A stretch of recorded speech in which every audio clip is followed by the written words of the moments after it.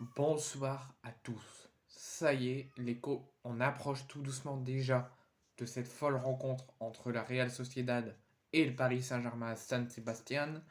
J'espère de tout cœur que tout va bien se passer, qu'on aura une belle soirée de football et un beau spectacle de foot sur le terrain, qu'on aura des buts. En tant que Marseillais, bien évidemment, une défaite du Paris Saint-Germain et une élimination du Paris Saint-Germain. J'espère aussi qu'en dehors du stade, tout va bien se passer. Il y a eu de forts et graves incidents condamnables et inacceptables cet après-midi dans la ville basque, où il y a eu des affrontements entre supporters. Les forces de l'ordre et la police locale espagnole sont arrivées, ont évité de plus violentes et graves affrontements qui auraient pu s'accentuer, s'accélérer de façon plus grave et plus dramatique, puisqu'il y avait des armes, plusieurs butins d'armes ont été saisis par la police locale et par les forces de l'ordre, donc ça aurait pu être plus grave. Tout s'est calmé par la suite, mais en début de soirée, ça a commencé à se tendre dans la ville basque, notamment là à 1 heure de la rencontre. Il y a 5 minutes, je vous l'ai mis l'information dans l'onglet communauté à 20h10. Je vous ai dit que le cortège parisien approchait du bord du stade, de l'entrée du stade où ils vont directement dans leur tribune, dans leur package visiteur. Il y a beaucoup de personnes. La police locale espagnole et les stewards vont être de façon très stricte, vont avoir une fouille très stricte, espérant que aucune arme, rien du tout ne puisse rentrer et ne puisse passer à travers les stewards et de la police locale. Espérons qu'il n'y aura pas de tension, pas de bagarre, pas de fumigène, rien du tout. Pour l'entrée du stade, il y a des familles, il y a des enfants, il y a des personnes qui sont venues voir du spectacle, du football. Donc ne faites pas de conneries, ne faites pas les imbéciles et faites passer cette soirée de la plus belle des manières, que ce soit à l'extérieur ou à l'intérieur du stade, avant la rencontre et pendant la rencontre, et après la rencontre, peu importe le résultat. Au niveau sportif, mais je fais confiance aux stewards et à la police locale espagnole, ainsi qu'aux forces de l'ordre espagnoles pour que tout se passe bien avant, pendant et après la rencontre.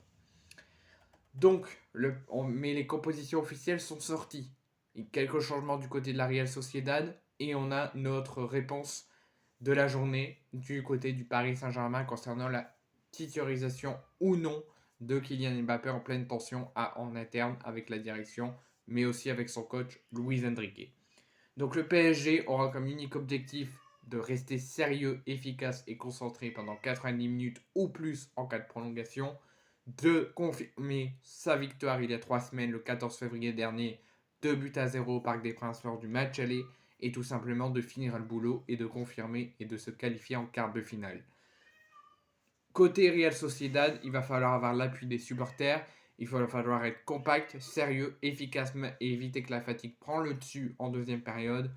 Tout donner pour réaliser le plus grand exploit et se qualifier face à son public en quart de finale et d'éliminer le Paris Saint-Germain. Donc deux objectifs différents.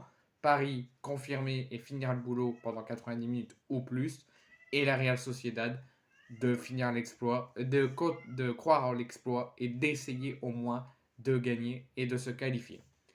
Donc, par rapport à l'aller, l'entraîneur espagnol remplace numériquement Marquinhos, qui n'est pas à 100% pour débuter, par Beraldo dans son 4-3-3. Hernandez prend également place dans l'axe de la défense avec la surprise, la titularisation de Nuno Mendes à gauche, Hakimi à droite en poste de latéral droit. Quant à eux, le retour du 3 trio de milieu, Fabien Ruiz, Vitinha et Warren Zaïre-Emery forment le nouveau milieu de terrain au moins de la première période de ce match. Derrière le trio, Dembélé, Mbappé et Barcola dans le secteur offensif. Donc c'est ce qui donne la composition du Paris Saint-Germain. Je vous le préciserai de façon plus précise après qu'on a parlé de la composition de la Real Sociedad. Côté basque, deux changements par rapport au match aller il y a 3 semaines, puisque Oyarzabal est de retour de blessure et à 100%, il débute, et placé à la pointe de ce 4-4-2, accompagné par le talentueux Kubo, et il y a également Mendes, Zubimendi et Merino, qui sont de nouveau présents un cran en dessous de Kubo et de Oyarzabal, aux côtés de la surprise Becker. Donc, précisément les compositions de la Real Sociedad et du Paris Saint-Germain. Donc, Remiro dans les cages, L'ancien Rennais Amari Traoré à gauche, Zubimelda Leurman en défense centrale, Galan à gauche, Mendes, Zubimendi dans l'entrejeu et Merino, la surprise Baker, et attaque Kubo et Oyarzabal, et Baker à droite, Oyarzabal à la pointe de l'attaque. Côté parisien, Dialwinji Donnarumma dans les cages, Hakimi, Beraldo, Hernandez et la surprise Nuno Mendes, le retour de Zahir Emery, Vitinha et Fabien Ruiz au milieu, et Ousmane Dembélé, Kylian Mbappé en pointe, capitaine de cette rencontre, et Bradley Barcola. Donc on a quelques changements à noter côté Real Sociedad. Titularisation et capitanat de Kylian Mbappé dans cette rencontre. Rien ne dit qu'il va jouer toute la rencontre, rien ne dit qu'il va être efficace, rien ne dit qu'il va aider le Paris Saint-Germain. Au vu de ses performances face à Dortmund, face à Milan et notamment face à Newcastle, qui a fait pas mal de très mauvaises performances.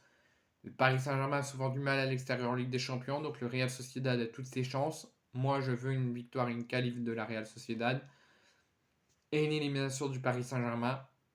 Donc on aura le droit à un beau spectacle, à un beau football sur le terrain et en dehors, j'espère, avec les supporters et l'ambiance de ce San Sébastien.